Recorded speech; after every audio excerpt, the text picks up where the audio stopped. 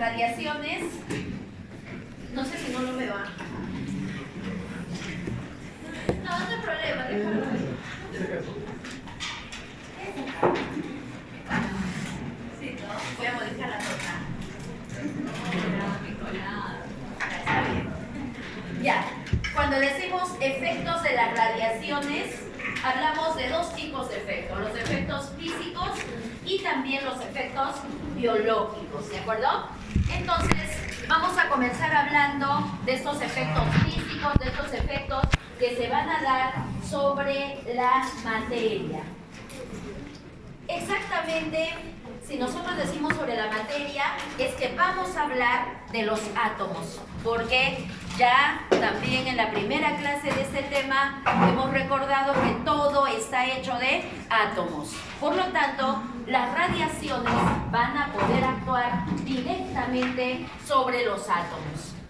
Comenzamos con la radiación electromagnética. En este caso consideramos como radiación electromagnética a los rayos X y a los rayos gamma, ya como radiación ionizante que es rayos X y rayos gamma.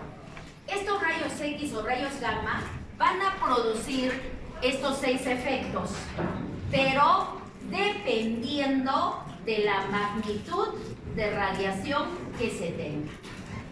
Aquí, en el primer efecto, hablamos de poquita magnitud, de poquita radiación.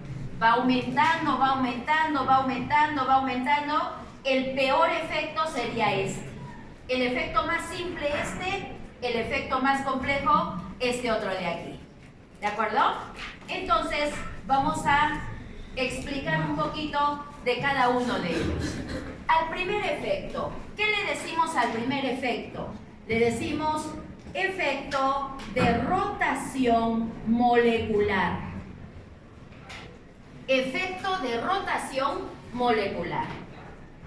¿En qué tipo de materia la molécula va a poder rotar? Solamente en los gases. Solamente en los gases. Ahí va a poder rotar. Nosotros sabemos que en los gases las moléculas están separadas, están en movimiento. Si a esas moléculas que están separadas, que están en movimiento, le agregamos más energía, ¿qué es lo que vamos a hacer en ellas? Que se muevan mucho más, que roten a mayor velocidad. ¿Y cuál va a ser la consecuencia?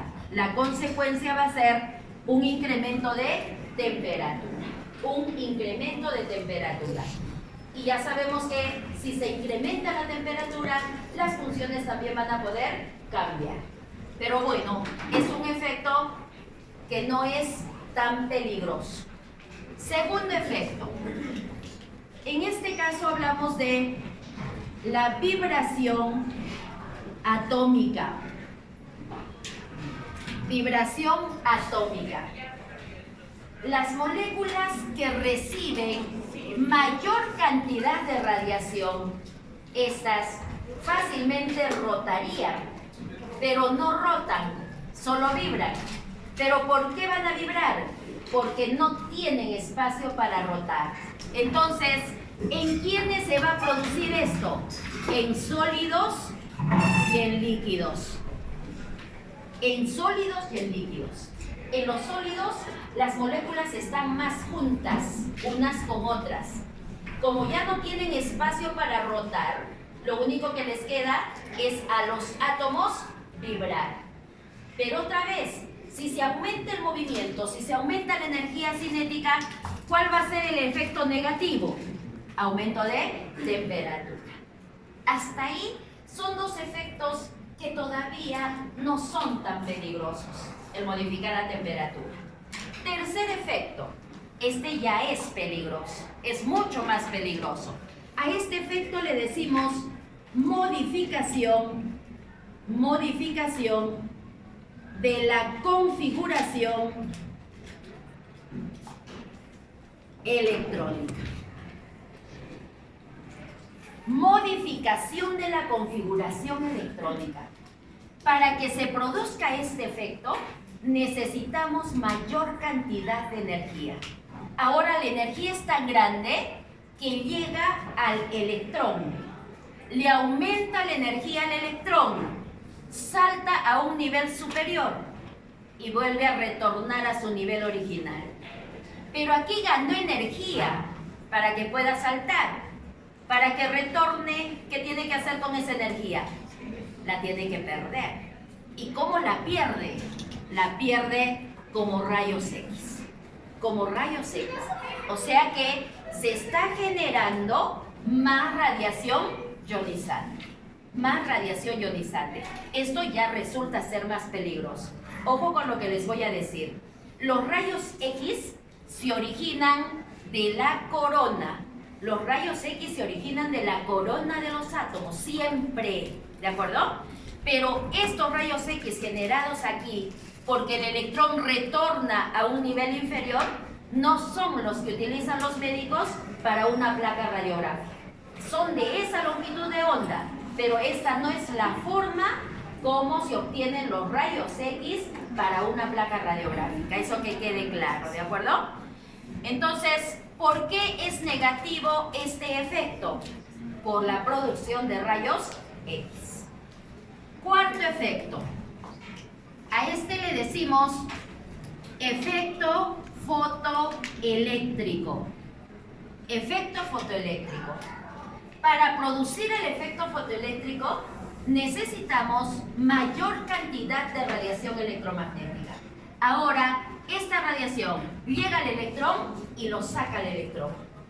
O sea que el átomo pierde un electrón. Si pierde un electrón, ¿cómo queda el átomo? ¿Cómo queda el átomo? Como catión. Aquí el efecto negativo es formar cationes. Si un átomo que tiene que ser neutro ahora es catión, tiene carga eléctrica, le cambió la función. Otro efecto. Peor, este efecto es peor que el anterior. Se le dice efecto Compton. Efecto Compton. ¿Qué es lo que sucede? Mayor cantidad de radiación electromagnética. Llega el electrón, lo saca el electrón y sobra todavía energía. Y esa energía que sobra se pierde como rayos X. ¿Por qué este efecto es peor que este? Porque acá solo tenemos catión, ¿no? En este caso solo se formó catión, pero en este, además del catión, ¿qué vamos a tener? Rayos X. ¿De acuerdo? Rayos X. Este efecto lo considera muchísimo cuando hablan de radioterapia, por ejemplo, ¿no? El efecto Compton. Lo considera muchísimo. Se pierde partícula y además se pierde radiación electromagnética. Y finalmente, el otro efecto se llama formación de pares. Formación de pares. Ahora, la radiación electromagnética es mucho más grande. A ver, yo les voy a prohibir grabar, ¿no? Se ponen a grabar y ustedes están conversando. ¿Sí? Me distraen. Quiero saber qué conversan. Y su compañera adelante escuchando también lo mismo, no respetamos. ¿Sí? Decimos formación de pares. Para la formación de pares necesitamos mayor cantidad de radiación electromagnética. Ahora la radiación es tan grande que llega al núcleo. Y del núcleo sale radiación beta negativa y radiación beta positiva. Ya lo hemos estudiado antes. ¿De dónde sale la radiación beta negativa? ¿De la destrucción de quién? De neutrones. ¿Y de dónde sale la radiación beta positiva? De la destrucción de protones, porque este es positrón. Entonces, está desestabilizando a un núcleo.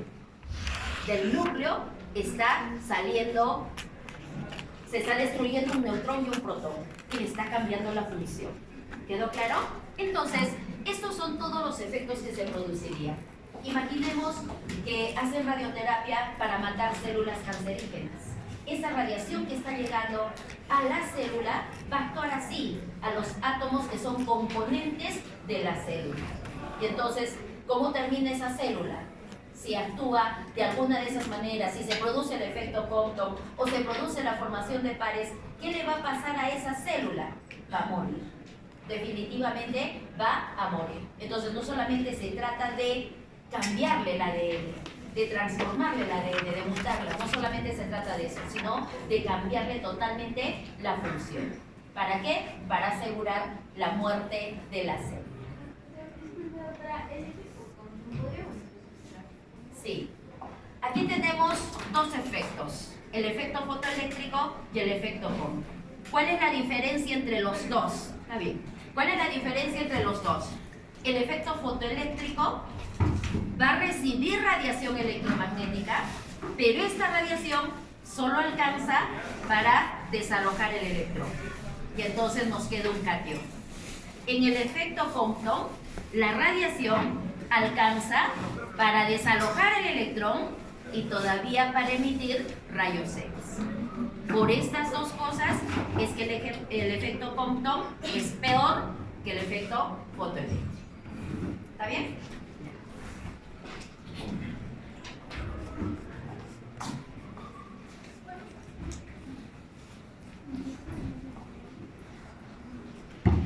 Gracias.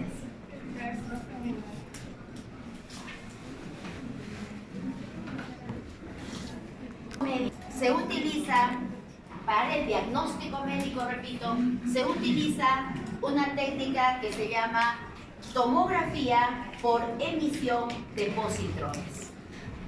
Con la tomografía por emisión de positrones pueden obtener imágenes. ¿Cómo funciona? ¿Cuál es el fundamento físico de esta tomografía por emisión de positrones? Que al paciente le tienen que inyectar una sustancia, un elemento químico, si quieren un radioisótopo, que emita positrones, que permita que del núcleo salgan positrones. Estos positrones, por eso se llama así, ¿no? Tomografía por emisión de positrones. Estos positrones que salen específicamente de esos radioisótopos que son inyectados a la persona, se van a poder encontrar con electrones. El positrón con el electrón se aniquilan, desaparecen, pero y en su lugar, ¿qué se forma? Radiación gamma. 2 cuantos de radiación gamma.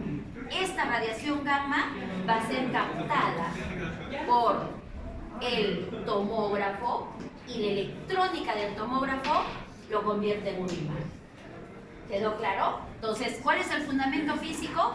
Que el radioisótopo emite positrones. Los positrones se aniquilan con los electrones. Producto de ello, se forma 2 cuantos, se le dice así, ¿no? De radiación gamma. Y esta radiación gamma es la que es captada por el tomógrafo y se convierte en una imagen que el médico puede diagnosticar. Si todo es normal, esta cantidad de radiación gamma va a emitir una imagen normal. Si hay algún problema, alguna patología, la imagen también va a ser diferente. Eso lo aprenderán ustedes a evaluar, a visualizar, para diagnosticar cuando ya comiencen a hacer estudios. Pero este es el fundamento físico. Entonces, si este positrón se encuentra con el electrón, va a formar radiación gamma. ¿Cuánto de energía de radiación gamma? 511 kiloelectronvoltios. ¿De acuerdo? Eso es lo que ocurre en la tomografía por emisión de positrones. Ahora hablamos del efecto de las partículas alfa. Hemos dicho que las partículas alfa también son radiación ionizante. Dijimos que es poco peligrosa, ¿no? Que si le ponemos la mano choca y rebota. Pero es peligrosa si está acelerada. Si es que se acelera la partícula alfa, es ionizante. Eso sí hemos dicho. Entonces, puede producir 2 efectos. Esta es la partícula alfa. Si la partícula alfa pasa cerca a un átomo, ¿qué es lo que va a ocurrir? Como ella es positiva, va a atraer a la negativa. Y entonces va a provocar una modificación de la configuración electrónica. Modificación de la configuración electrónica. La carga positiva atrae a un electrón a un nivel superior, pero luego retorna a su nivel original. En este retorno pierde el exceso de energía que tiene. ¿Cómo se llama esto? Rayos X, ¿no? Pierde rayos X. ¿De dónde se originan los rayos X? De la corona. ¿De dónde se originan los rayos gamma? Del núcleo. Perfecto, del núcleo. ¿Estos utilizan los médicos para sacar las placas radiográficas? No, ya les dije que no, ¿de acuerdo? ¿Por qué? ¿Por qué no los utilizan los médicos? Porque tendrían que estar esperando que un electrón retorne a su nivel original para que salgan rayos X.